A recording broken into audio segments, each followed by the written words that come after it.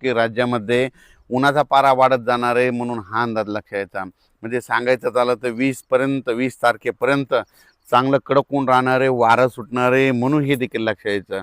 मग राज्यात काही पावसाचं वातावरण आहे का? तर मग तुम्हाला एक सांगू इच्छितो की राज्यामध्ये 17, 18, 19 दरम्यान काय होणार आहे, थोडं कोकणाकडं म्हणजे कोकणपट्टीकडं म्हणजे सातारा, कुडाळ, सातारा, त्याच्यानंतर पुणे जिल्हा, भोर, महाबळेश्वर, तसंच इकडं नाशिक इगतपुरीपर्यंत काय होणार आहे, 17, 18, 19, 20च्या दरम्यान त्या पट्ट्यामध्ये थोडं पावसाचं वातावरण तयार होणार आहे.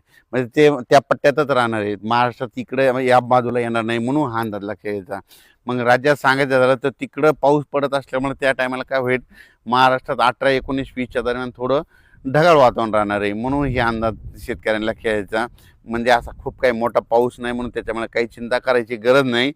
फक्त राज्यातले सर्व शेतकरी 20 तारखेपर्यंत चांगलं कडाक्याचं ऊन राहणार आहे म्हणून हा अंदाज सर्व शेतकऱ्यांनी लक्षात घ्यायचा.